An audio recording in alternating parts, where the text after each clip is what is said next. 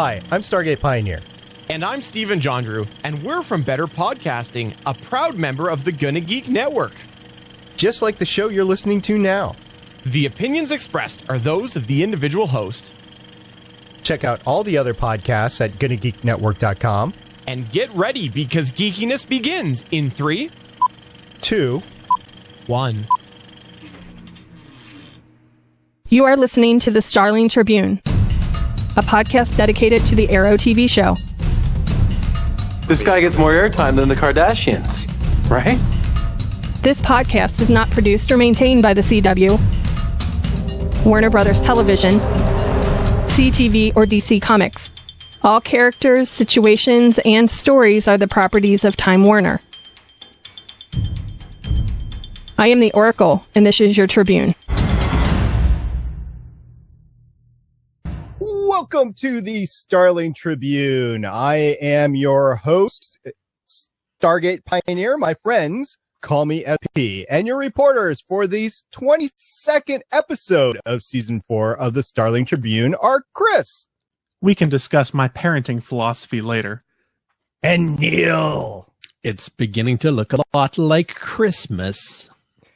This show is recorded on Thursday, May 19th, 2016. Live on the Blab streaming service. I just had to get that out of the way because it might not be around too much longer. We're just a few friends, shall I say super friends, that discuss the TV show Arrow. Just a little reminder that I am not a comic book expert. Apparently, I'm not a Blab expert either.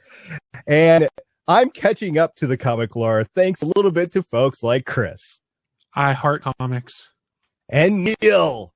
Rebirth. It's almost here, guys. It's almost June. That means it's almost rebirth. During this show, we'll be talking about what happened in episode 22 of season 4 of the CW show Arrow, as well as news, articles, and announcements that have dropped in the past week and that could impact future episodes of Arrow. It will contain spoilers for the current episode. Actually, I mean, we're going to talk all about it, so you might as well watch the episode before you watch this podcast or listen to this podcast, as well as upcoming episodes, so consider yourself warned. Just a little reminder, all of our past published podcasts can now be found at GonnaGeek.com. Neil, we had the penultimate episode, which is going to be next week. So this is the penultimate episode. Why don't you break it down for us? Alrighty, SP. This week we had Season 4, Episode 22, Lost in the Flood. Air date of Wednesday, May 18th, 2016. Director is Glenn Winter, and writers Brian Ford Sullivan and George Papp. Pap. The Papster.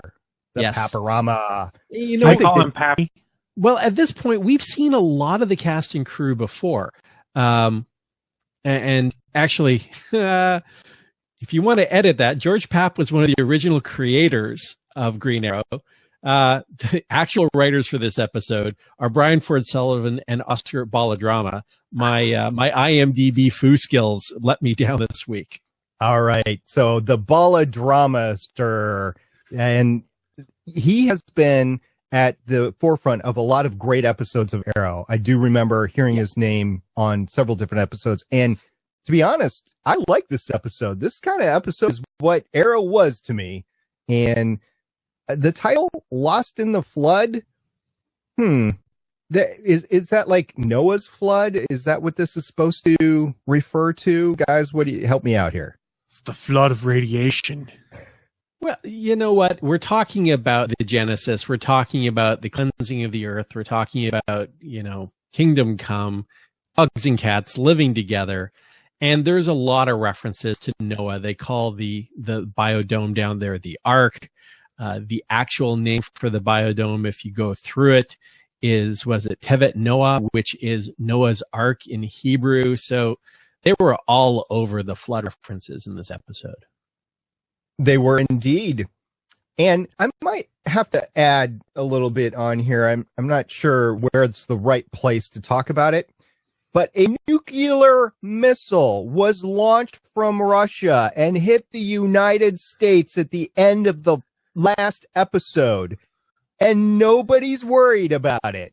Nobody's worried about what's going. I mean, the president knows through Argus that the Star City is the center of the craziness, and they're just letting it happen. They're not sending in troops or anything. They're not taking it over. The United States government, which has just been attacked by Russia, and there's no reprisal against Russia or anything. There's no concern. One missile tends to go off, and that's it. Come on. It's okay, man, because this opened the breach to Earth 3, and we're going to have Supergirl's Earth merge with Earth 1 now. You made it all better for me, Chris. I made it all better. This is how to bring crisis. Supergirl in. This is a crisis. Exactly, sir. It is indeed a crisis. As I've stated before, that has been a big heartburn of mine that the DC TV universe has not been connected outside the Flareverse. Wait for the news action. Just wait for the news. All right. You're jumping ahead. We have Stand an by episode for to the talk news about. in the Arrow Nerf Center. So anyway, I really enjoyed this episode. A lot of fights, a lot of great action. I love the action scene as they're running down the side of the street in the front yards, although I'm kind of wondering if there are stormtroopers that are shooting at them or what. But I love that action scene. So yes, this episode was good to me. Chris, what did you think?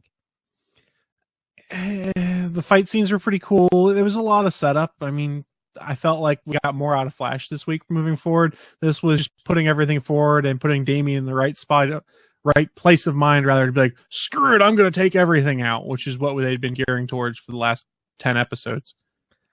I'm on Team SP this week. This was classic Arrow. This was a lot of shooting people in the upper chest with arrows. The shoulder. Yes, exactly. There was a lot of shooting, jumping, rolling, lots more arrows, some hand-to-hand combat, things blowing up. Aside from the fact that it was daylight, this was a classic Arrow episode. I missed this. Well, it was daylight because it had to be daylight because they're under the dome, so it's artificial light down there anyway. Although if it was classic BSG, then it would have been dark, and it would have been like red filter or blue filter or green filter or whatever. So just pointing that out. But yeah, I think it was fine that they were in the dome and it was light, and I really enjoyed that sort of filming action. And I don't know if they're going to continue it because Arrow is generally a nighttime costume show, but I did really enjoy the action. I mean, I can't overstate that. It was really cool. Now, a couple of times I was like, come on, guys. But I'm like, hey, it's $2 million an episode TV. I actually enjoyed it. And I would point out that it was a bright, sunny day under the dome. And that means, dear Heatwave, it was a nice, bright, sunny day in Vancouver. Just saying. No, it's all CGI. It's all green screen, just like the airport battle in Civil War. All green screen. Green screen sunshine. That's what they have to use in Vancouver. I particularly liked when Malcolm, I was going to say Damien, when Malcolm is running down the center of the street, escaping the arc, and you could literally see the lines of gaseous material or whatever for the streetwide flashbangs as they were going across. And then I was thinking, there's no cracks in the street at all. I mean, it's a perfectly paved street somewhere in Vancouver, and this explosion is happening out of nowhere. So what's really causing that? But I was like, okay, it's a cool explosion that they're running from. I'll take it. Well, in fact, if you follow Bam Bam on Instagram, he was showing, so a lot of those were tracked one continuous shots. They were showing, miles would be an exaggeration, but huge lengths of dolly track for those running shots over people's lawns. Part of Vancouver that was shot. It was a heck of a lot to set up, but I think it turned out great. I did. It was great. And the Thea going back and forth, I think was pretty cool in this episode. The yellow eyes on the flashback, that was pretty cool. And then Damien at the start, and it was really at the end of last episode, but at the start, just taking it all in and then dealing with I think for this particular episode, those weren't CGI. I think that's Neil McDonough's real powers, that he was able to take those arrows and bullets and not make them hit him. So it's just an added bonus when he goes and films stunts, because he's like, nothing can hit me, guys. Don't worry. Shoot me. So Thea sure gets brainwashed a lot, doesn't she? And She even called boyfriends. it out. Don't drug Die. me anymore. Yes. I thought it was a nice callback to season 3 and all of that going on, but I was like, oh, I feel bad for you, Thea. I feel bad. So does her college anti-hacker boyfriend also die? I mean, he's shot across the room, but I don't know if he's dead or He not. got up at the end. He got up. okay. He's still Felicity's around. boyfriend got up. Because remember, Damien gives him this weird look like, finally, you're back in action or whatever. And it was as everything turned to crap. Everything. Damien's real mad, guys. He's really mad. So what part of Star City was, collapsed, basically? It's the Glades again. Nobody likes the Glades. I saw skyscrapers fall down. This looked like part of down. Well, maybe not. Yeah, because I think Thea's joke was actually that the Glades were still surviving, so that housing in the Glades would go up because the rest of the Star City was demolished. Neil, come I thought it on. was the Yeah, no, Glades. I could see that if they take one shot of the city where you see buildings falling down because what's implied is the dome is collapsing otherwise. And they were taller buildings from what I could see. Very different from the area where they found the fake sewer access. And that was what's confusing me. The fake sewer access seemed to be in a industrial and a warehouse district. But when you see the aerial shot of parts of the city falling down, it looked close to downtown. Now, if you take a look back at the comic books, as part of the lead into the Brightest Day event in DC, there is a large part of Star City that was destroyed by Prometheus in the Cry for Justice event. And a big park appears basically in downtown Star City. I was thinking that if you've had this part of the city destroyed, it would be cool if they bring that together and they basically just let Parkland grow. That way, if Ollie ever kind of goes on the lam, so to speak, gets outed, what he did in the comics is he kind of retreated into Star City's urban Sherwood Forest and just kind of hung out there. Ran into Swamp Thing and stuff. So I want It could Swamp happen. Thing here now that we've said it. I want Swamp Thing in the Flareoverse. I'm Yes. sure you get it. do it. Because in Flash, they run through a villain a week at least over there. And Arrow's running through a few a season. So odds are good. And then we've got Supergirl coming to CW. So that's pretty cool. Let's talk about the villains in this particular episode. You got Damien Dark. You got the hacker ex-boyfriend. Anarchy literally creates anarchy around him. Kind of fools the plans of everybody. And you've got Malcolm, which I will call a villain in this particular one. And with Still got the calculator. the hand, we get to see the hand. That was awesome. So, We so didn't, all we of didn't have you here last week, did we, SB? Because we got the hand last week, too. I know, but I was a week behind. I was at a place that didn't have the CW and didn't have internet. So I had to wait till this week to watch it. So Oliver's all about he's got to kill Damien Dark now and things like that. Why does he keep letting Malcolm Merlin live if he's ready to start killing you? Malcolm even brings up in the show, he's like, oh, I know you won't kill me, or something to that effect. And I'm sitting there, I'm like, you killed him once, kill him again. At this point, he You keeps know- betraying you. You know why he can't? Because he doesn't want to kill Thea's daddy. Because Jack Harkness is immortal, actually. But it's neither here nor there. Face of Bo, you mean? Yeah. What confused me is, all right, we know Damien was up to no good for most of this. And then he's like, okay, Damien, well, we trust you to take everybody out of here. I think Malcolm Merlin is just going, well, screw you guys, and leaving. That was maybe out of character, but it's kind of weird. Malcolm is the master of playing all sides of the game, because what does he do? All right, well, I'm just going to go back to Damien Dark now because that's what I'm going to do. It's not out of character for the current version of Malcolm Merlin. Malcolm Merlin is the ultimate cockroach. He survives everything. That's what he is now. After season 1, whatever happens to him, he finds a way to survive it and spin it to his advantage. So everything that's going on here is Malcolm trying to find a way so that Malcolm and Thea live through it all. That's all he cares about, is surviving. Yeah. I'd agree with that. Yeah, I'm sorry, John Barrowman. I called you cockroach. If you do listen to this, I don't mean you. I just mean your character. We love you, John Barrowman. Yeah. Very entertaining gentleman. Absolutely. Yes. Chris All right, Hart's Barrowman. Let's talk about Ollie a little bit. So I think it's safe to say he's over his broken off engagement. I think he's over it now. I think he's concentrating on helping people. Well, yes, I think he still has this angsty Felicity thing, but there is so much going on, he can't focus on it.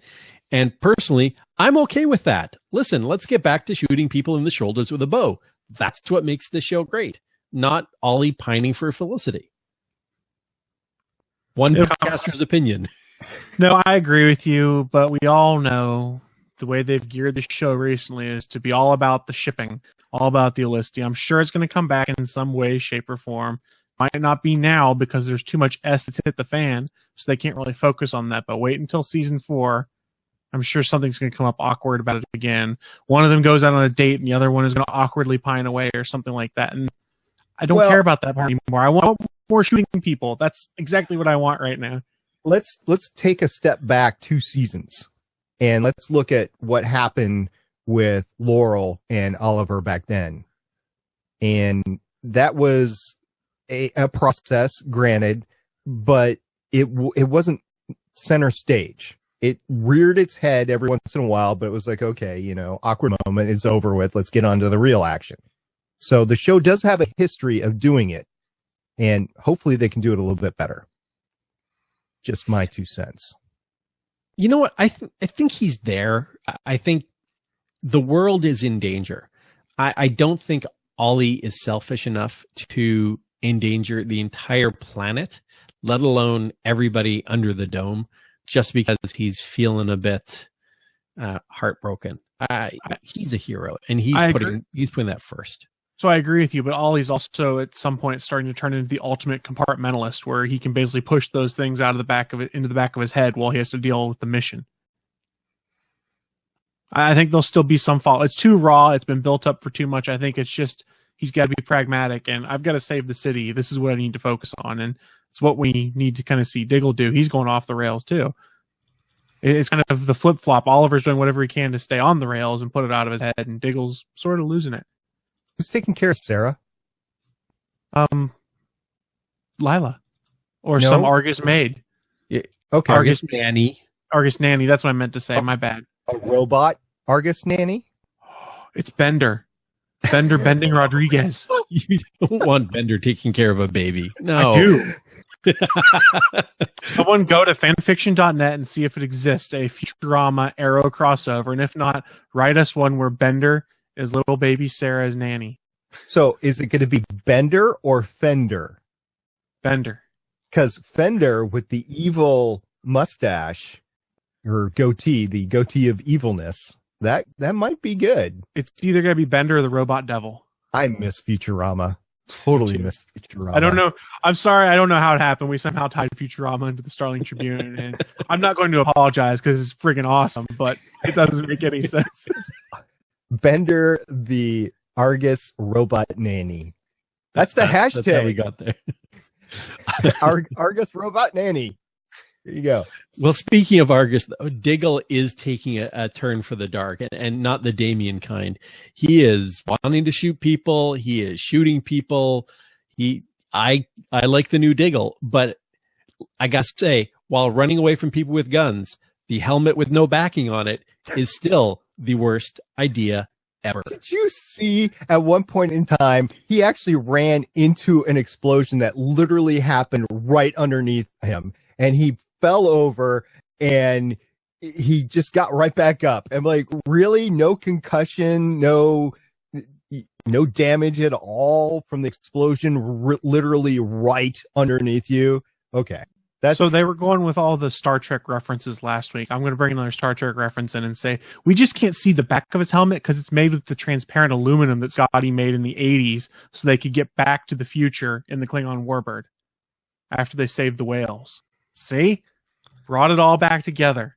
Yeah, but you brought it to Star Trek 4, not Star Trek 6. Well, I can't work miracles. Nobody likes Star Trek. Well, that's Star Trek. I love Star Trek 6. I got it confused with 5 for a second. 5 is bad. 6 is good.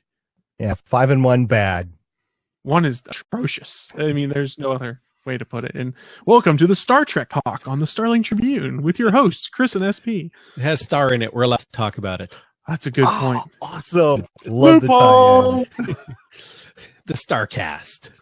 So Thea doesn't have a weapon and just totally goes Krav Maga on everything she can until she actually gets some weaponry. That is awesome. I really liked her with Damien's bow and Damien's quiver. It looks good on her. It has more style than the bow that she was using before, which was just the lacquered red longbow. Really like the League of Assassins compound bow that she's using. Little upgrade, but a little present from Daddy. I kidnapped you. I brought you down here. And I put you in timeout. So here you go. Now be a good girl, and here's your new toys. Yeah, go shoot some people. Go shoot some people. Why does that make me laugh so much? Because it's Malcolm. That's how he Malcolm. thinks. So let's move on to Curtis, because the man should have been present last week when they're trying to break into his lab. Yes.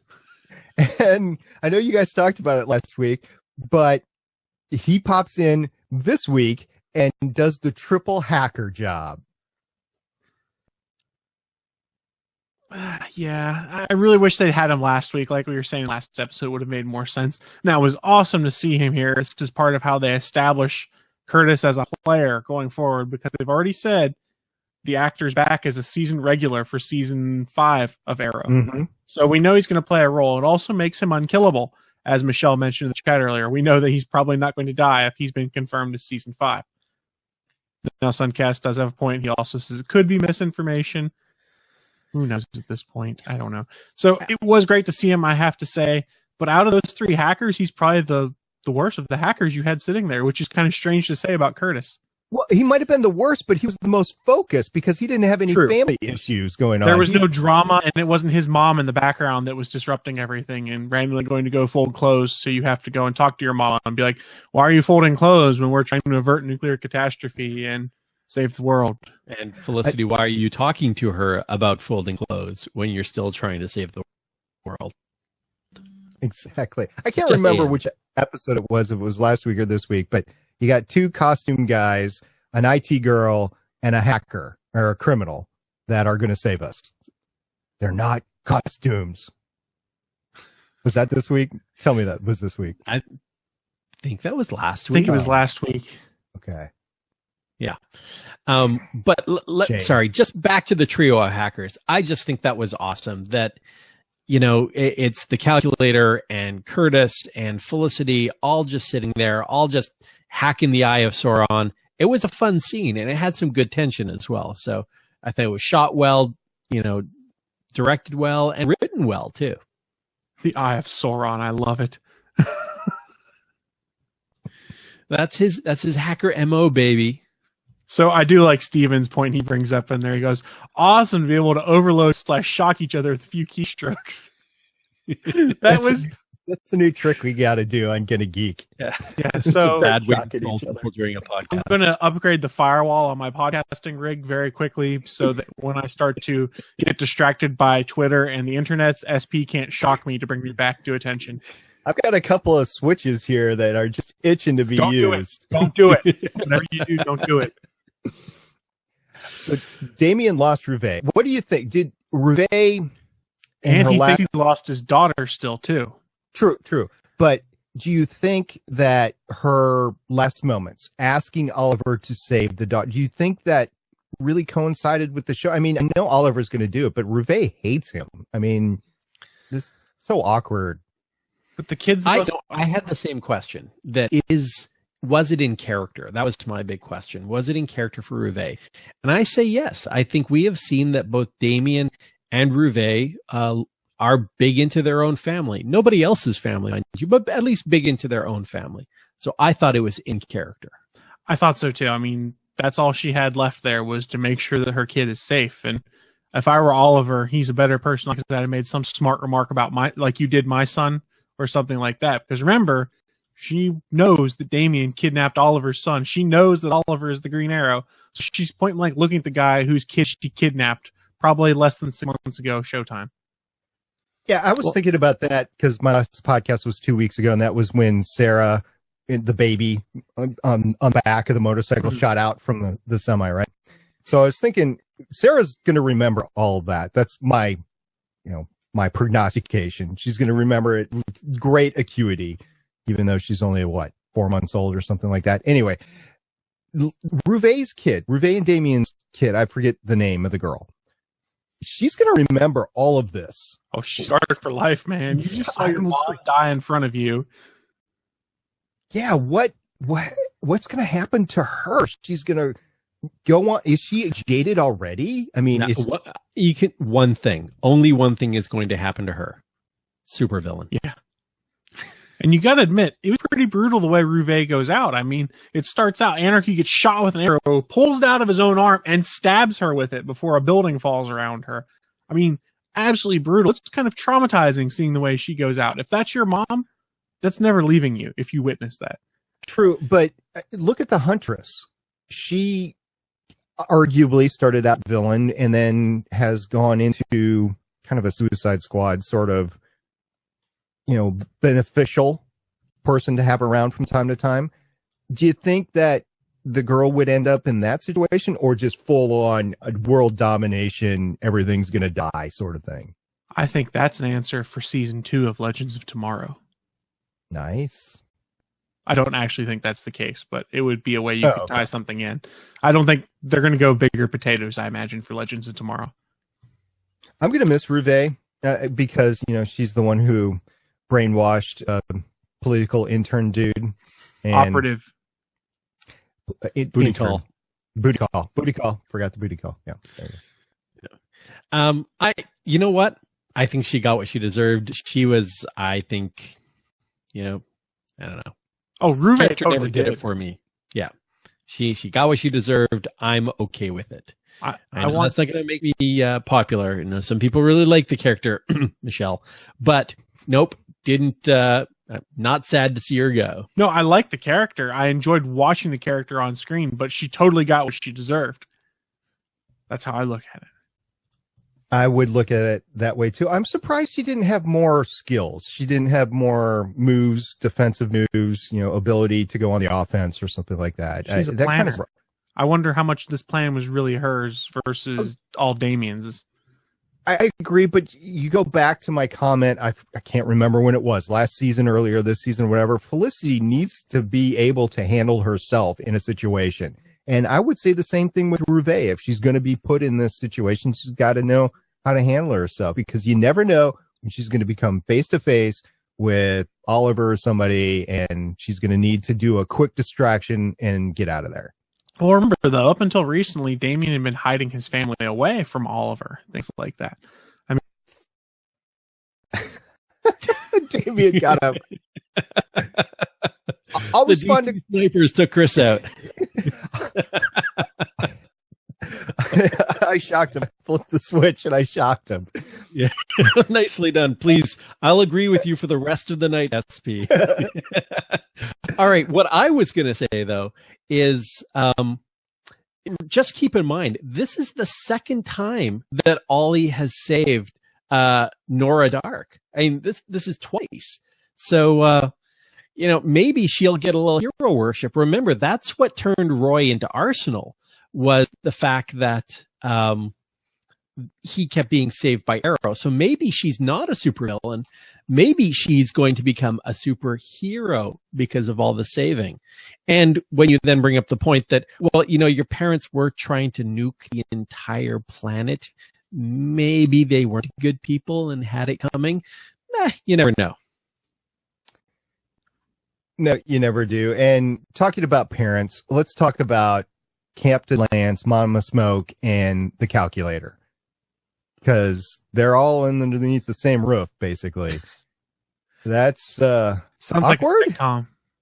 Yeah, I know. Next on Channel 52. Captain Lance, I think, his little line about, I'll take over comms and I'll do something. I'll talk to people. He'll just kind of, that went well. Does he even know Mama's how to turn the wireless keyboard on? Just asking. There's a switch right here on mine, so hopefully they've got something similar. We're all showing our switches on our wireless there we go. keyboards.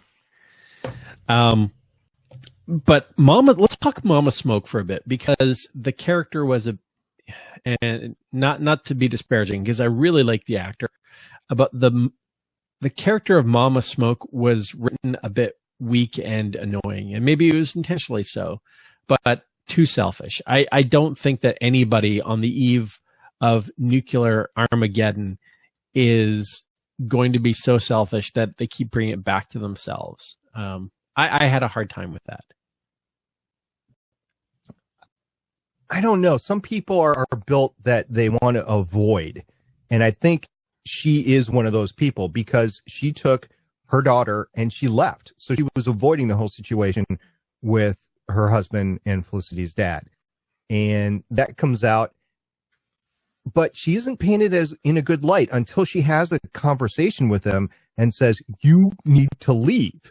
And he does, but I was thinking, why? Why does he leave? Because what is he? Is he truly like a criminal and he's just in a relapse for a short period of time right now? Or I don't know. I was so confused about that whole thing. She's a flawed character in the fact that her experience with the calculator has her scared of everything, and it's very hard to sympathize with her.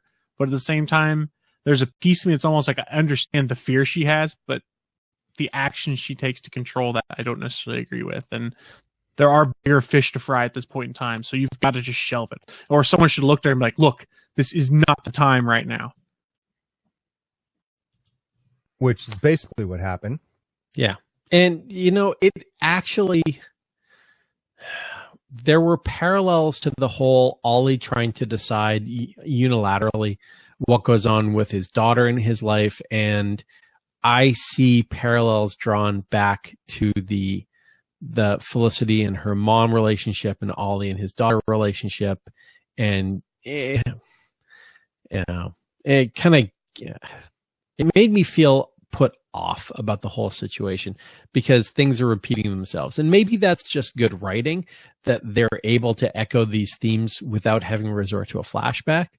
But yeah, I don't like the decisions the character made. I felt like it didn't need to be in here at this point in time. I mean, we all know that's Felicity's dad, that's her mom, and they have issues. It just kind of felt a little out of place. I understand it's there. It's drama. It's for the human drama of this event. There's enough other stuff going on. I felt like it got overplayed a little bit. Yeah. And remember that, she can't stand liars, but in fact, she's been lying to Felicity the whole time about, her father having left. Well, all the smoke women are slightly hypocritical on this show, let's be honest. Yeah. Yeah, a little bit. So let's go to the flashbacks. What'd you guys think? Were there any this episode? Didn't Oliver get shot in the back and he's all of a sudden walking around like no problem? He took 3 rounds to the back when they're running away from Ryder's soldiers. Maybe it was somebody else that took it. You think it was Ollie? There are a lot of people getting shot in front of I forget her name, Tatiana or whatnot. They're both running and he gets shot and falls down and yeah, but he's wearing gear though, right? He's got a jacket on, but I didn't see he had a flak vest, but that's not designed to be bulletproof unless there's plating, right? Now he maybe has the radio pack on the back, so now his radio is dead. I don't know. To use a wrestling term, he was pretty much no-selling the injury if he was in fact shot. So I was kind of confused, or maybe the tattoo came into play, or the magic that Tatiana and the idol had came into play somehow, and we just missed it, or it wasn't spelled out. I was trying to see whether you guys saw what I saw, or if I'm just going insane, because I only had a chance to watch the episode once. Yeah, me too. I didn't really see it. And you're right. It could have been either Michelle said the tattoo as well, or it could have been the idol because of what happened with Damien later in the future. That sounded weird, later in the future. But, well, true, later in the future. It's Arrow. We get it. Yeah. Hey. So there you go. Okay. one last question. As the season comes to a close, they were talking about there will be more deaths. And of course, we got the tens of thousands that died in the nuclear blast. Do you think there are going to be any more Team Arrow character deaths? Or do you think we're done with that and it's just bad guys that are going to die from now on? With In the the title of Schism as the finale, something's going to have to happen that causes the team to break up, because my assumption is that references Team Arrow with that episode title. Yeah. What's the best? Yeah. Go ahead, Neil. Sorry. Oh, in last week's news, remember in that one interview on Larry King, Ollie or Stephen Amell was asked, how would you sum this out, the finale up? And in 3 words, and he said, where'd everybody go? Yeah. So there will be maybe not deaths, but people taking off to find themselves, do their own thing. No, they all got transported to Maveth. You, sir, are crossing the streams. I did, but sir. somebody else started crossing the streams with Star Trek, and it wasn't even me. It was on the show. So there you go. Sorry, guys. No, I do feel like someone's going to die. I don't know who. I mean, it's not Curtis unless they're really swerving us. Yeah, Michelle in the chat put Curtis. Yeah, I don't think it's going to be Curtis. She did put in the chat Mama Smoke or Felicity. I don't think they'll kill off Felicity because she still has a big following. I think Mama Smoke might be it, but I don't, Captain Lance, there's still this thing about him that I don't know. I mean, there was the whole paperwork he had to sign and everything. So I just don't know what's going to happen with him. He's kind of in limbo. One thing to keep in mind with the show, when they have 2 actors that have good chemistry together, they try to keep them interacting as best they can. So the fact that Quentin Lance and Mama Smoke have such good chemistry on screen, the actors relate so well to each other, is probably an indicator that both of them are going to make it. It's the same reason why Oliver and Felicity will continue to survive, namely because Oliver's in the title, but because he and Felicity have good chemistry. So I kind of agree with Sorta Geek in the chat room. Speedy deadweight in comparison. You could see something happen there. I disagree with that because she is the whole reason of the non-tension or the tension actually between Malcolm and Oliver. So you take away Thea and Oliver's going to kill Malcolm. And then, so you really lose 2 characters for 1 there. Malcolm could be the big bad for season 5 again if something happens to Thea. He could, but eventually he's going to end up in his death. Remember, he gets unhinged when he loses people close to him. He loses his wife, so he decides to destroy the Glades and raise Starling City. So if something is not going to happen to Thea, the Preston is already there. Malcolm Merlin just goes badass crazy, and who knows? Do I think it's likely? No. It could be something as simple as they kill Lila, and that's part of why Diggle has to leave the team, is because he goes, it's just me. I have to take care of my daughter now. I can't keep doing this. Once again, that's 2 characters for 1 death. And I don't know if they're willing to do that because you lose Lila and then you lose Diggle. So that's 2 characters. Yeah, but you know what? I think as much as I really like the character of Spartan and John Diggle, I think he's deadweight right now. I think he's no longer the moral center. I just don't think you need him. Let me ping this off you, though. He is not in the comics, right? He's not a comic character. So they control him. Why would they lose him? Because he's one of the few entities where DC can't take him away. I don't think you're going to lose Diggle, but you might lose Spartan, if that makes sense. The character is still there, but he cannot keep going out into the field because he has to take care of his daughter if something happens to Lila. You'd see him more of a support role, helping with strategy or being in the bunker, running the board or helping with stuff there, but purposely trying to stay out of the line of fire because if he goes, then there's no one left to take care of Sarah. Yeah. Sarah could take care of Sarah. That's a mind explosion right there. Oh, I like Michelle's idea in the chat. Yeah. Diggle as the head of Argus, which I don't know how you'd swing it because he's not even in their chain of command. It'd be interesting, but I like it. It'd be a cool twist. Well, he'd be just brought in to do it. And remember, hashtag Argus Robot Nanny. He could do it. There's somebody taking care of Sarah when Sarah's not around. Just saying. All right. Anything left to prognosticate for the end of the season?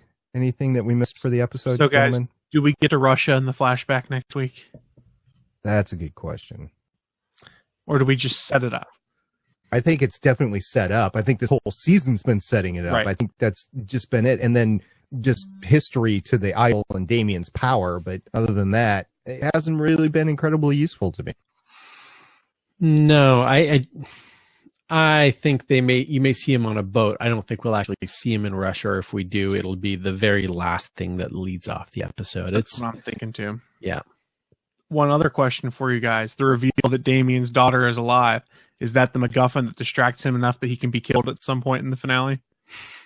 Probably. His daughter is probably part, or at least a swap between, because he comes in and basically kidnaps the trio of hackers and everything up in the loft. Well, he doesn't know she's alive at this point, so unless I missed something. Right. So, right, but he's got everybody, so then it can come out that the daughter is there, and let's trade the daughter for everybody that's kidnapped. I want to see the daughter do something badass and like pull out a knife and stab someone on Team Arrow as she's being handed over or something. Prove that she is the spawn of evil. You have an evil mind. Face off too many times with Nicolas Cage. Whoa! Where the daughter stabs Nick Cage in the leg. I wasn't even thinking about that, but I like it. So we're going to like the episode next week. And Neil, tell us all about it. Next week, Season 4, Episode 23, Schism. Air date of Wednesday, May 25th, 2016, where Oliver teams up with a surprising force in an attempt to stop Damien Dark and his magic once and for all. The season finale. Directed by John Baring, with writers The Big Guns, Mark Guggenheim, and Wendy Miracle. Do you want a patented Chris Farrell conspiracy theory? Sure. Who this the surprising force is? John Constantine. It's not going to be, but it would be so awesome if it was. Damien did bring up hell. So it's true. And we do know John is in hell. There you go.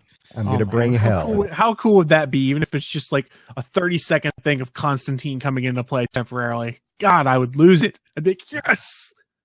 It would be a big victory for the TV fans. That's for sure. John Constantine for season 2 of Legends of Tomorrow. The problem is, Chris. No, there's no problem.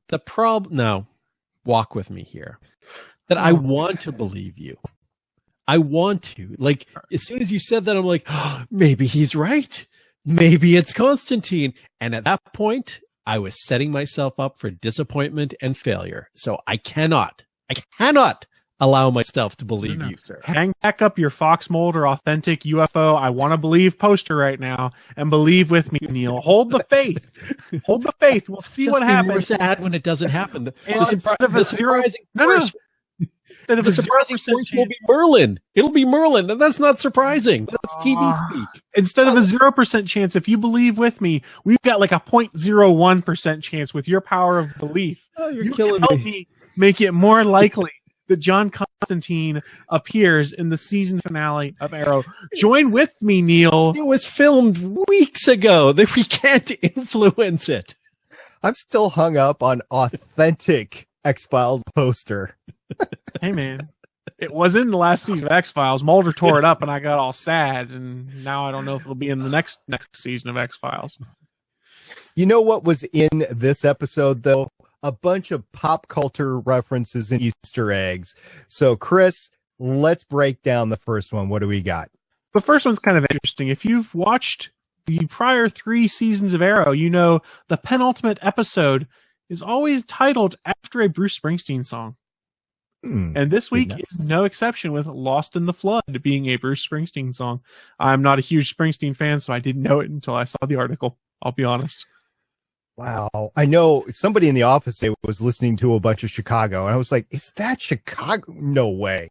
Like Peter Cetera, Chicago. I was like, wow. It's better than what my cube mate listens to, which is like random opera and stuff like that with his headphones turned up all the way. That can be cool because that can be like integrated into soundtracks of movies and stuff like that. So that could be cool. Anyway, let's move on to the next pop culture reference. In this case, it's DC Easter egg. This is one I'm not sure we've ever seen, but no, wait, I think we see it every week. News 52, when they were talking about the nuclear destruction, the nuke hitting U.S. soil, the banner tagging along the bottom of the TV show was, yes, it, News 52. Oh my God. There is only one TV station in the universe. No, there was like 3 different ones that I saw, 3 different mic flags that I've seen in different press conferences and everything. But News 52 is the one everybody watches. It's like you have your Corporate choice mandate. between CNN, Fox News, and MSNBC. Which one are you going to choose? Everybody chooses News 52. That's what everybody does. I watch News Gonna Geek on Channel 51. So since you're the odd man out, you can talk about the little reference we have next. Would you like to play a game? That's right. A global Global thermonuclear war. Tic-tac-toe, anyone? References to war games. A classic hacker movie.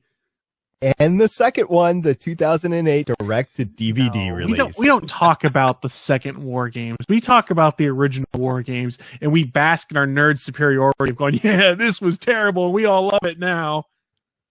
Nice. Curtis seemed to love the second one, which actually made Felicity's point anyway. The next reference was another reference, a throwback to Ivy Town. Now, again, this is where Ollie was starting this season, living with Felicity. But in the comic books, it's where the Atom used to teach at a university. So where Ray Palmer isn't a brilliant industrialist, he was a university prof. So another reference to Ivy Town. What's this next one? I have no idea what this next one is. So when Tatiana was talking about what's going on with her town, she actually threw a name out, and she threw the name of Kovacs, I think it was. Now, the name didn't mean anything to me until you start to take a look. Kovar. But Kovar, or Leonid Kovar in the comics, is the son of an archaeologist and a Russian superhero called the Red Star, sometimes called Starfire. So maybe her reference to Kovar was to a superpowered individual, and we might get a metahuman or some other form of superhuman when he goes to Russia. So it could be interesting. You never know. So the DC Comics Russian version of Belloc from Indiana Jones?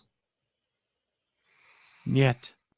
Yeah, no, like the Human Torch, maybe like an evil Russian Human Torch. Yeah, I know the Starfire, but the archaeologist's father. Oh, yeah, okay. Gotcha. And I'm sorry, Marvel owns that because Disney owns it, so it can't happen here. Yeah, true. But I was just making the likeness. I can compare and contrast. That's possible. No, it's not. Disney's lawyers will be contacting you shortly. So who could you compare the Atom to? Is it more of an Iron Man or is it an Ant-Man thing? Help me out here. And Disney's lawyers will be contacting all of us shortly. Do not worry. If you'd like to send money to the Starling Tribune Legal Defense Fund, please email us, chris@gonnageek.com, or any of our names at gonnageek.com. We'll put up a Kickstarter. Watch out, Chris. I'm going to flip the switch again. No! Don't do Swap. it! So what's the final Easter egg that we have for this week? We talked about this one a bit earlier, and it's just a translation. We've talked about the name of the episode being After the Flood. They continue to refer to the Ark area as Tevat Noah, and that's Noah's Ark in Hebrew. Nice. So there was one last one I saw in the comments in the comicbook.com article, which I thought was kind of entertaining. Draconic Joey in there says, Lonnie Mackin, aka Anarchy, says he'll blow Dark's little underground world into next week. Goes with the occasional trend of slightly breaking the fourth wall where characters make self-referential comments about the episode. I did not catch it, and then I went, oh yeah, once I saw a comment, I went, that's pretty funny. I like it. Well, when you were growing up, didn't your dad ever say, you cut that out or else I'm going to knock you into next week? Didn't he ever say that? He did. And I guess we should talk about, and we alluded to it briefly, all the Star Trek Wrath of Khan type references that the hacker boyfriend X was using throughout the episode, which were really, as you said earlier, the Shakespeare references. Well, it wasn't the Wrath of Khan. It was Star Trek VI, An Undiscovered Country. So it's I like that movie. It's fun. Sulu's a captain in it. It's great. Go watch it if you haven't. It's fun. So let's move on to the news. And no, we're not going to talk about the Star Trek trailer that came out for CBS. We're going to talk about... That's what I got to say about that. Somebody needs to add that to a soundboard. We're going to talk about Stephen Amell and what he says about onomatopoeia. I'll take this one. So last week on the news, we talked about how Kevin Smith said he would love to bring his classic Green Arrow and Batman villain Onomatopoeia to the Arrowverse. Well, this week, Stephen Amell said, hell yeah, he'd love to have Kevin Smith bring Onomatopoeia to the show. So that was very good. So there's a dialogue going on, whether if it's just a social media dialogue or an actual contractual dialogue, especially since Kevin Smith has gone on the record as wanting to bring Buckaroo Banzai to TV and syndication. Who knows if we'll get it, but hey, that would be cool. They both want it. As a side note, I think Buckaroo Banzai and Kevin Smith might be a good fit. I've been really harsh on him lately. I think that might work. You got to be high to make it work. Have you seen the original Buckaroo Banzai? Yeah. That's why it works, because Kevin Smith's high all the time, man. So let's talk a little bit about Chris's favorite subject, and that's hair. Chris, this one's all yours, man. Yeah, we're going to make the least qualified person talk about the hair report on the Starling Tribune. We are, because it's talking about facial hair. That's right. So I don't know if you guys saw it. Stephen Amell is pretty active on the Facebooks. He likes to use Facebook Live and Facebook Mentions a lot. And in one of the most recent ones, he was talking in video. He did a screen cap of himself. He's got that Green Arrow goatee working up, and he made a comment something to the effect of, "Never believe me when I say the goatee is not appearing." Never. The Starling Tribune hair report. Let's talk about my favorite subject. I was listening to our podcast 2 weeks ago, and we discussed this at length, and it happens since the last time I've been there on the podcast, that Supergirl is coming over to the CW. I think it's the best for everything going on. I do think let me reiterate, I do think Supergirl was a good fit for CBS, but I think it's a better fit on the CW with their universes interconnected. That's just my 2 cents.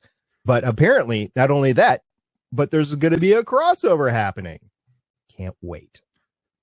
Yeah, 4 days in a row of DC crossover. That could be really cool. When they find a way to connect the universe, I would assume. Yes.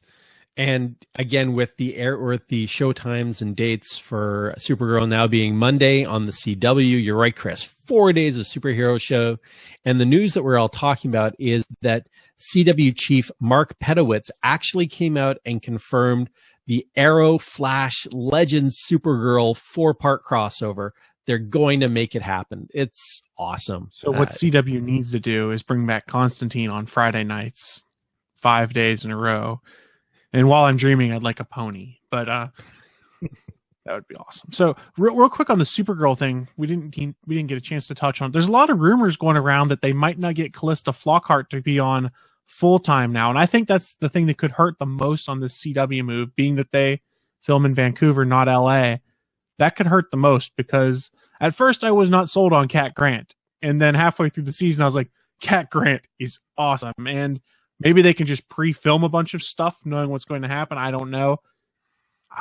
I hope we don't lose her for a good chunk of the season. And I was thinking about this. Recasting her, I don't think would work, because Callista is that character right now. You can't change it. At least not in my opinion. I mean, I'm not an expert in casting, but I just don't see that happening. I mean, it has happened before. Look at Rhodey over in Marvel Universe, and look at Superman and Batman that keep on changing every other movie. So it happens. And I just don't think with Cat Grant that it's going to be, because she is amazing in that role. It was meant for her, and she just pulls it off so great. Yeah. I was not optimistic at the beginning when I first heard it. I was like, well, hang on, that's not right. Oh no, it's very right for the show. It's right for the tone. It's right for the writers. It's right for the characters and for the mentorship that Kara is receiving. Let's hope it doesn't change. And I think secretly she knows, even though she's been proven wrong, I think secretly she knows Kara is Supergirl. I think that's in her mind. It's just like Perry White, we assume, probably knows that Clark Kent is Superman. In most of these cases, the mentor or the lead characters, we assume, have kind of made the connection. They just say nothing because it's better that way. It's not like J. Jonah Jameson in the Marvel Universe, where he's just ignorant of the fact because he could never believe that one of his employees was Spider-Man. Yeah. And it's like the Commissioner Gordon thing. They choose not to. That's the reference I was space cadetting on completely. Although, so, gentlemen, yeah, go ahead. I was going to say, although in the comics now, Jim Gordon does know that Bruce Wayne is Batman. So, gentlemen, let's take a homework for next week. If Callista Flockhart can't do it and they do decide to recast or place somebody else in a similar role, who would you like to see in there? So let's just think about it, and something might happen between this week and next week to make this question moot. But let's think about it and come back. I got a joke answer for you. Okay, what do you got? Tracy Scoggins, who was Cat Grant on The New Adventures of Lois and Clark. That's right. Be funny. That's right. We're going back. It's not going to happen. She was also in Babylon 5 as Captain Lockley in season 5 of that. But I don't see it actually happening, but it would be entertaining. It could be. It could be. So what's the last news story we got? Stephen Amell talking about Arrow? Yeah, and he just came out on an article today during an interview, and they asked what's going to happen, and he basically, with regards to next week, and if you're not aware, today being May 19th, is CW's upfronts. So there's been a big media blitz going on for all the shows today in Hollywood. And Stephen Amell, in one of his interviews, said that ultimately Arrow is at its best when it's grounded and it's based in reality. And that's when the show shines. So you can see that I think they're going to go away from mysticism a bit next season and go back to their roots. And again, we talked about it earlier. I like it when Ollie is running around shooting arrows at people. Bring it on. He hasn't done the throw all the tennis balls up in the air and show off his mad CGI archery skills. I want more of that.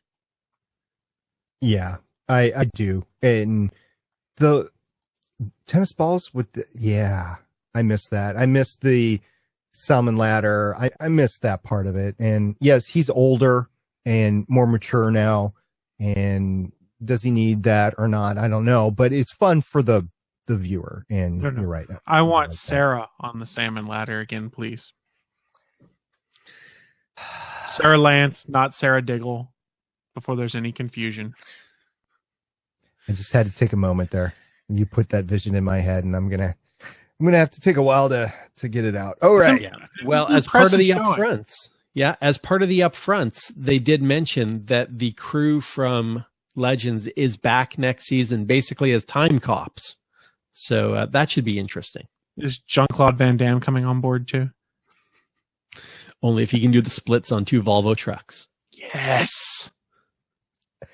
Awesome. And apparently, didn't he do that when he had a sprain? I think he had a sprain when he filmed that. I heard later, which was amazing. He probably sprained something after he filmed it.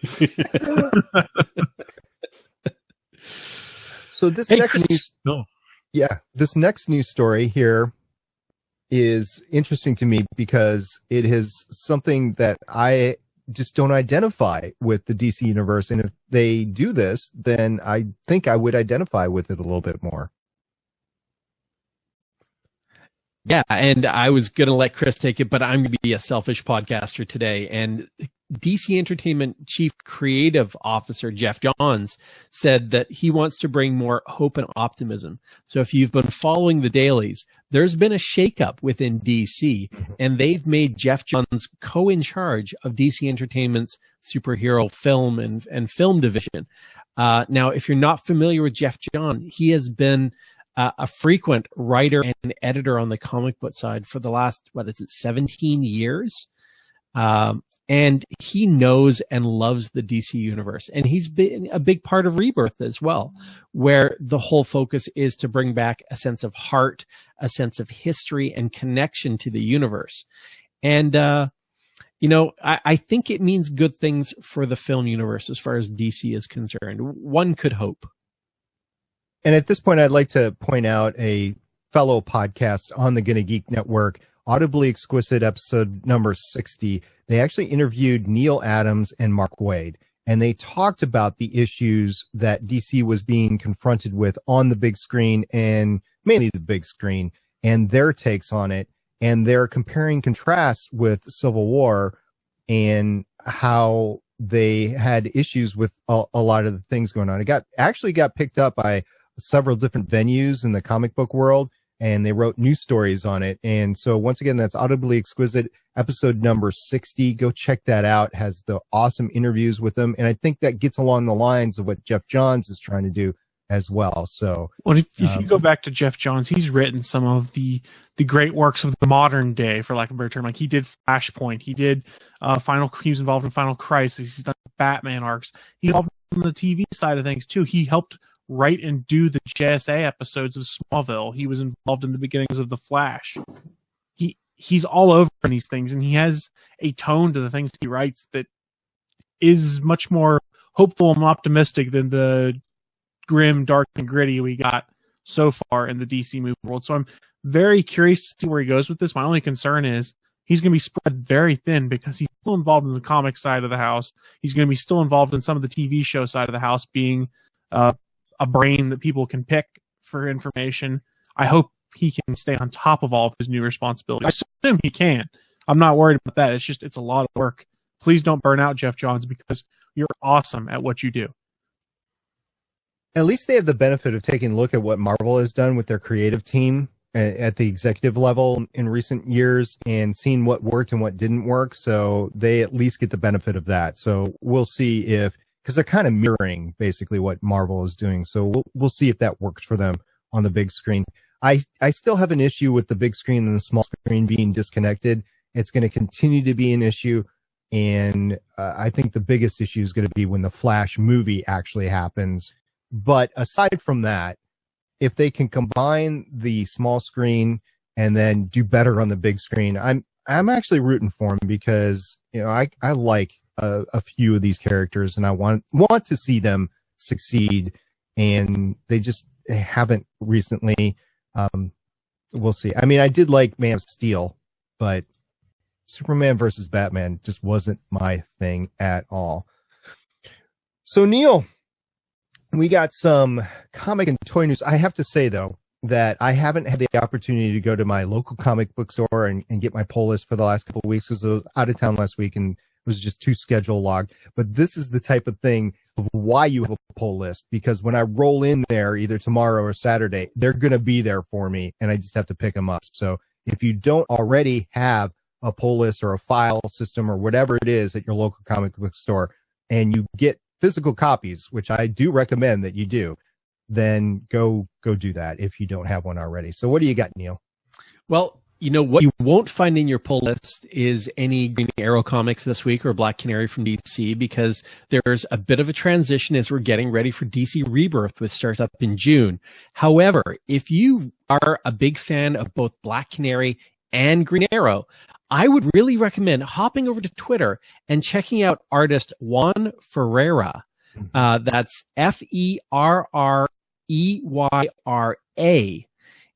We'll put the link in the chat. He is the new artist on the Green Arrow book, and he is tweeting some amazing artwork from the new DC Green Arrow Rebirth series, including some awesome pencils of Black Canary. So do yourself a favor, check it out. It's a bit of a sneak peek. There's no stories, no spoilers, but I really like the direction the art is going. And it's one of the reasons that I'm crazy excited about DC Rebirth as far as Green Arrow and Black Canary go. I'm looking forward to it. Chris, you looking forward to any particular book? All-Star Batman, I'm really looking forward to in the Rebirth because it's Scott Snyder teaming with differing artists, and first up he's teaming with John Romita Jr., who is one of my favorite artists. I loved his run in Marvel for so long when he was doing the Amazing Spider-Man books, things like that. I honestly need to go and look at some of the Rebirth stuff for DC Comics and see whether it's something I want to pick up or not, because I jumped off of most of my DC books in recent memory. Agent Sean in chat said Green Lantern he's looking forward to, I assume. And at C2E2 was Scott Schneider there when we walked through the artist lane? Yes, yeah, Scott Snyder and Greg Capullo were both there. Capullo is working a private project with Mark Millar now, but supposedly he might be coming back to DC after that. And I would love to see Snyder and Capullo reunited. And real quick on comics, did you see the new DC Comics logo that was unveiled this week? It's not just the comics logo, it's their entire branding. The entire branding, yeah. Yeah, I did. With the blue, with the block letters in the middle. Yep. That was pretty sweet. They've rebranded again, so if you hadn't seen it, go take a look. It's interesting. I'm not a branding expert or a logo expert, but it's interesting, I guess. Cajun Sean in the chat it works. just corrected me. It's Green Lanterns, not Green Lantern. Sorry. You think it works, Neil? I think it works. It's classic. It's simple, and yeah, I'm looking forward to it, and I'm looking forward to the books. So that's the big thing. They can put whatever logo on it they want. Just give us good comic books. Oh, it's much better than the old logo, though, just like Suncast said in the chat room. The current logo, like you see at the end of Arrow and things like that, and Flash, it never made much sense to me. This is nice because you can look at it and glance like, oh, DC Comics, not some weird peeled back D with some letter underneath that I think might be a C. That Marvel comic flipping page logo that they have, it's just ingrained in me. I get all excited whenever I start a movie or a TV show or whatever. I want to feel that same way with DC. So I just hope that DC can do something similar with their start branding. So we have a gaggle of podcasts on the Gonna Geek Network. A lot of cool stuff. We got In Defense Of, we got the main Gonna Geek show. We got a ton of comic book show podcasts. Chris, what else do we have on the network? Well, this week we're going to talk about episode 210 of the All Things Good and Nerdy podcast. It's entitled In the Mood for Dude. Maybe we can thank Naki for that title. In this week's episode, Naki runs down her experience at BookCon in Chicago. Chris, that's me, has news on the fate of Supergirl. Willie brings up Disney's future plans for the Disney Infinity games.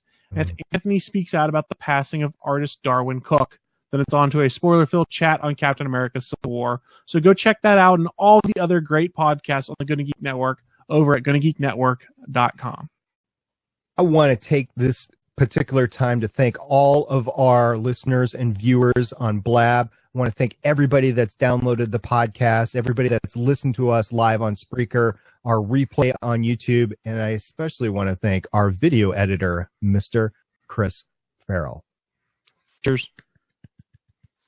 I also want to take this opportunity to thank all of our live participants. We have had a great live chat this evening. Tons of opinions, tons of jokes, tons of things pointing out where we're wrong or differing opinions.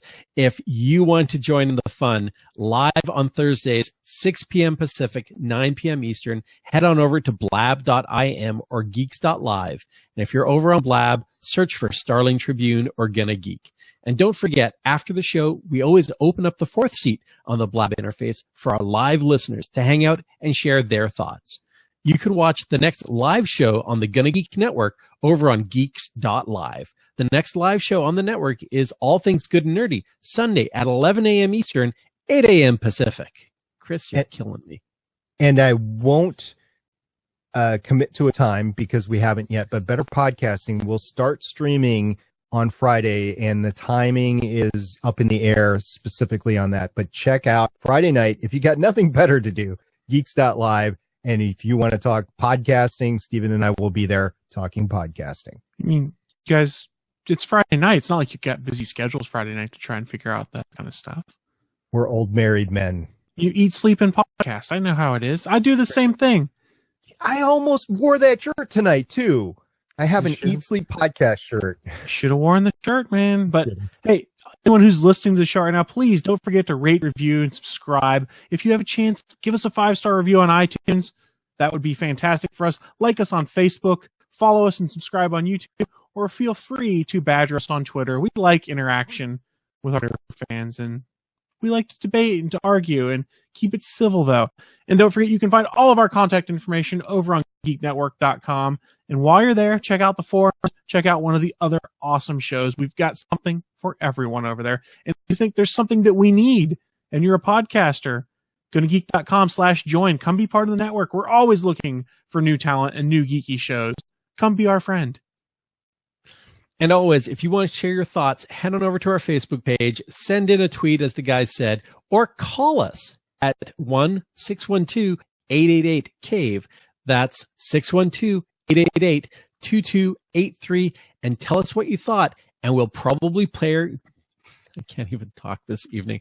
I've lost We're paying people? We will pay you nothing for your opinion. We'll play it on the air. Give me some of that play pay. Yeah. Guys, I think we're done. That about wraps it up. You're done. It's been a long day. Any last words before we sign off and open up our Blab interface to our live listeners? At Stargate Pioneer. Hashtag Argus Robot Nanny. At the Chris Farrell. Hashtag Bender Nanny. And I am at Neil Is It Witty, signing off with hashtag Rouvet is dead. Oracle, I think we're done here. This was the Starling Tribune.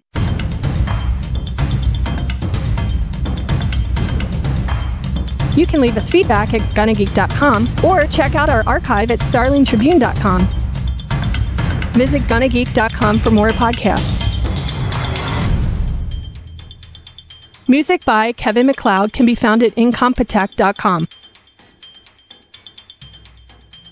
This podcast is not produced or maintained by the CW, Warner Brothers Television, CTV, or DC Comics. All characters, stories, and situations are the property of Time Warner. No infringement is intended. We will see you for the next episode of CW's Arrow.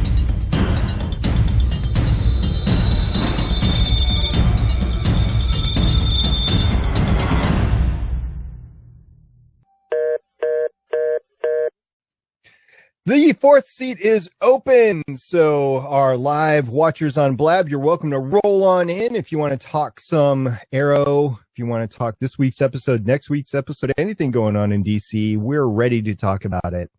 I think, gentlemen, we had decided previously that we're going to start the summer by going through Legends of Tomorrow. Is that what we're going to do after the finale next week?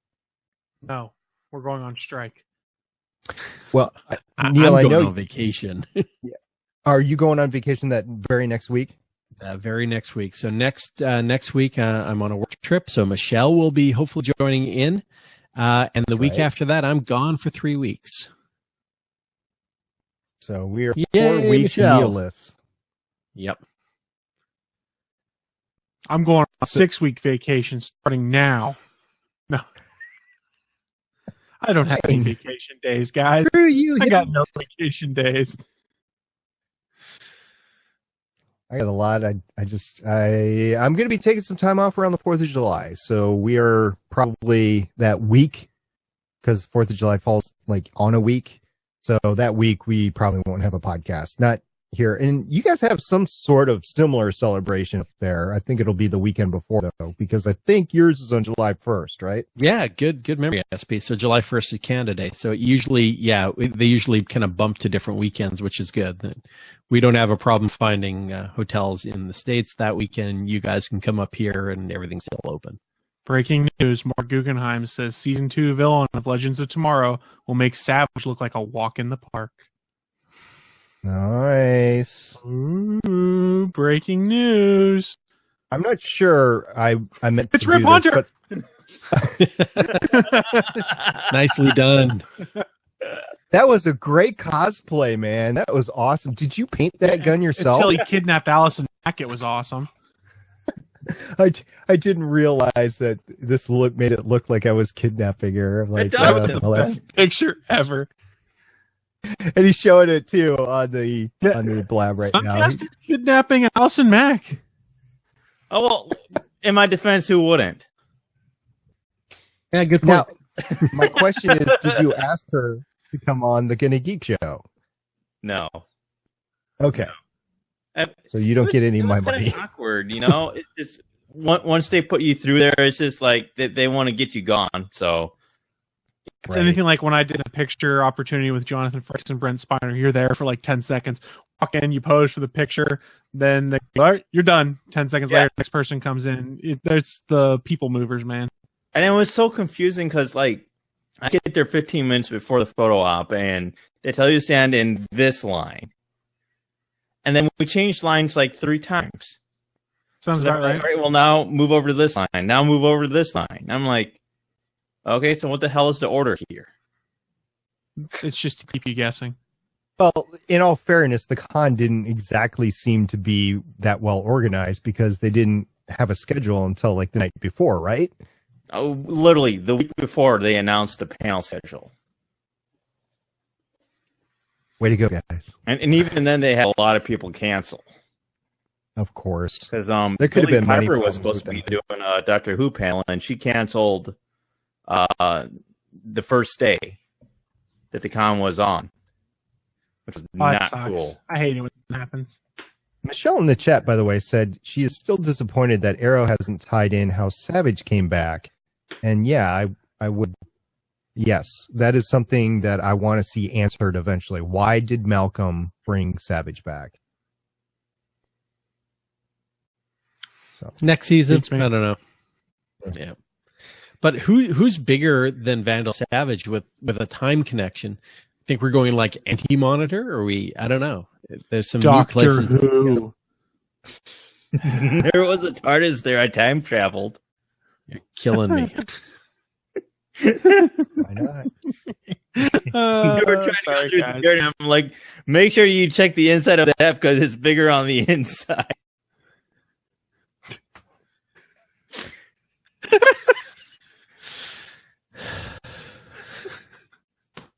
You're killing Neil. I could tell. He can't contain himself. I'm actually a laughed- couple weeks behind on Legends I of laughed Tomorrow. so hard my eye twitched. I haven't been able to keep up with all the TV shows, so my DVR is starting to stack up. I'm like, I need to watch shows to do the little headroom to make sure I have enough room to record. So I had to delete the 2 Arrow episodes before we podcasted, so it would catch. It sounds like they're making some big changes for the next season of Legends of Tomorrow. Then, with the time cop thing. Yeah, it seemed like they're going to be jaunting around in time to maintain the integrity of the timeline. That was what it sounded like at the upfronts today. Interesting. I think they needed to do something different because what they were doing this season, it was all right, but it just didn't quite work for me. It wasn't totally consistent at times, but Yeah. I mean, love that's what it was. It was the consistency and the pacing was very much off throughout the entire season. And yes, there's some good stuff in there, but it just none of it quite connected. I went in with incredibly low expectations. I'm like, okay, this is just a fun show to watch, and I'm not going to critique it at all. So it was fun watching Heatwave and Captain Cold just, battle it out and quippy responses left and right. It was fun watching Sarah do her thing from time to time. It was fun getting to know Rip Hunter. There's pluses and minuses. You had the frickin' romances throughout the entire season, which I think drug the whole thing I would down. argue that Heatwave and Cold were the best parts of Legends of Tomorrow. So, guys, listen, talking about Legends of Tomorrow, comicbook.com just has released an interview with Mark Guggenheim, and I guess because the finale is already aired, it is spoilerific. So, Stay away. stay away, but I'm putting it in the chat for people that aren't adverse to it. Okay. There you go. If you're not adverse, there you go. Go crazy. Yeah, I won't be watching that for a while or reading that for a while since I haven't seen the last 2 episodes. I got to get caught up. Yeah. You do triage. You prioritize the shows that you podcast on, and everything else just waits until you have a rainy day or something like that. So, Yeah, no, I'm 2 back. I'm almost up. I was actually watching. I caught up on Blacklist, and I didn't realize that the last episode or the second to last episode of Blacklist was a backdoor pilot for the Blacklist spinoff, which It is was indeed. weird. The pacing felt totally different. And Yeah. my wife was like, "What the heck are they doing?" Turned out backdoor pilot. Okay, I can dig it. I forget which site posted it, but there was a list of all the shows that were either renewed or canceled and then when it happened, whatever. Like ABC with the Muppets, they actually listed the cancellation in November rather than like now, because I thought it was still up. They changed creative teams and everything, but no, they listed the Oh, no, cancellation that as show's been November screwed 12th. for ages. Yeah. As soon as they And cut the episode order, that was all Yeah. you needed to know on that one. And I enjoyed it, but they the episodes that I enjoyed, they pandered to the stuff, the really old stuff, like the phenomena, stuff like that. So. Especially in the second half after the re-edit, they brought that back. Yeah. I'm with you, SB. But yeah, there was a bunch of shows that I was both shocked and was like meh about, because I'm being more selective on my TV viewing these days. And even what's the show with what's her name, Sif? It's not Black. Oh, it's, the Blind Spot. Blind Spot. Yeah, it's the only reason that's still on my DVR is my daughter watches it, and I'm like, whatever. Supergirl teaser trailer released today for next season with the CW logo on it. Ahead of move to CW. All I'm seeing is a headline on Facebook. I'm trying to find it. So Chris, you know what, though? They haven't filmed anything for next season yet, so it's probably just repurposed footage. Yeah. Did you guys see that they're rebooting MacGyver on CBS? Yes. Have you seen the trailer for it yet? Yeah. On purpose, I did not. I saw it, and it looks like a young, what's his name? RDM. But Richard aside from that, yeah. Or RDA, right? If it's anything like CSI Cyber and Scorpion, it's not going to work. Ugh. So real quick, That's my fear is that, and it's funny because I'm rewatching MacGyver right now on Netflix, and to see the trailer for it now, and it's just like, that's not MacGyver. MacGyver does not act like that. He's not an egotistical piece of little young crap. Millennial MacGyver. No. Yes. No. Millennial MacGyver. No. So real quick, Please, the no. Supergirl trailer is just recut footage, and they did a couple Photoshop things. It's interesting enough. As I see this Facebook article, the one that pops at the top is a guy going, originally I boycotted the show because it was on NBC, which is the same network canceled Constantine. I'm like, you're a moron. It was never on NBC, you idiots. It's a Fox show, right? It would be a Fox move to cancel it, though. Fox has more sci-fi shows coming out in the fall. I question whether or not they're going to survive. Yeah.